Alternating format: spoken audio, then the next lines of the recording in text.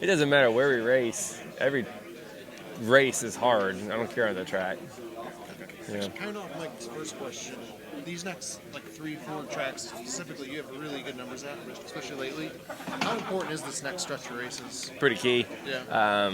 Nice to have that. I mean, we've been slowly starting to build a little bit of momentum. Obviously, had a pretty rough start, so last couple of weeks getting a little bit more competitive, a little bit more consistency, at least in the races, and start scratching and clawing our way back up through the points. So I have a lot of confidence anytime we come to Richmond. This is probably our best racetrack, so I have a lot of confidence coming today. Thank you. Good. What do you think is needed from the Fords right now to kind of catch up with Chevrolet and Toyota? Well, it's never one thing, right? It's always a little bit of everything. I say engine is probably the number one thing that stands out right now that we got to keep working on, but it's going to be a little bit of everywhere for sure. Still got the new car. We're going to have to, keep learning about and making sure we're getting all the potential out of the car. But yeah, that's kind of where we're at. This year, Ford has struggled a little bit. So what are you guys working on the most to get better runs? Yeah, I think, COTA was a bit of a struggle for us. We had the mechanical problem in the race, which kind of the race never really played out for us just because it was over before, the beginning of that second stage. So it's hard to say based on that, but we didn't have the speed that we'd hoped to have.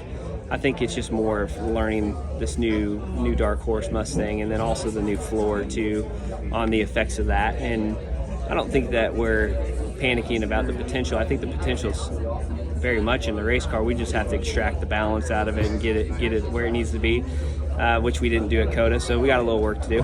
And you talked about learning about the Dark Horse a little bit. What's been that curve over these first six, 7 races? Yeah, the curve has been kind of two fronts of learning the new car and then also learning new tools with Team Penske. So we've kind of had to have a lot of new processes put in place and learning those processes. And so I think we're just getting our hands and heads around it right now.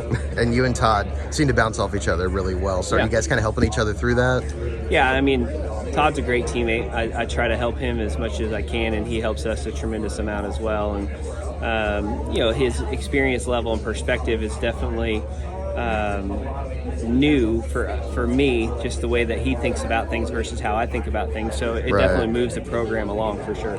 Cool. But do you need Southern California though? Yeah, I don't know. I mean, that's above my pay grade. I mean, we race everywhere, right? We just they tell us where to go, and we show up, and it is what it is, and same for everybody, and you figure it out. But yeah, I mean, I agree. It'd be good to go back to a Southern California track. We have Sonoma, we had Fontana. You need to try to figure out how to get back to that area. But yeah, that's tricky. I don't know if you need to add another street race or road course race, but unless Chicago goes away, then maybe you do that. But yeah, I'm not sure. Well, the Coliseum goes away. Yeah, you never know. Never know. Thank you. Yeah.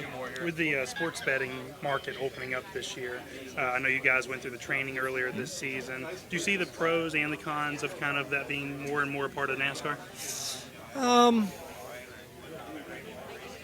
Yeah, I mean, sports betting is a big thing, right? And it's across a lot of sports. And I think when NASCAR jumped on that train, I think it was good for the fan, the people who like to do that stuff.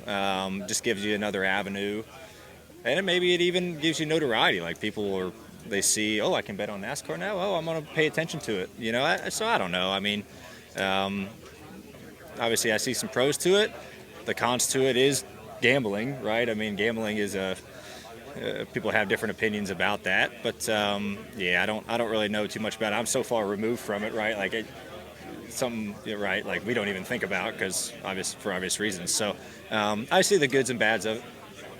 Last one, Brian. What do you think is needed for the Fords to get that, catch up with where Chevrolet and Toyota are at this point? Yeah, it's a place we got to improve a little bit, just kind of overall. Like Toyota's done a good job of having a new car and figuring out what they need to do right away to be competitive. We did a lot of hard work in the winter to try to figure out, okay, where's the maximum potential of this new car?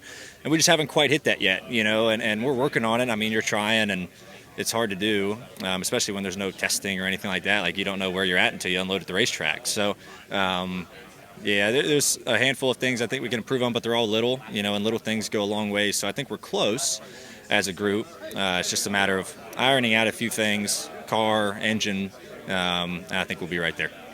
This is Harrison Burton, driver the number 21. Make sure to hit that subscribe button. Also, check out one of these two videos beside me. Visit frontstretch.com for more racing content.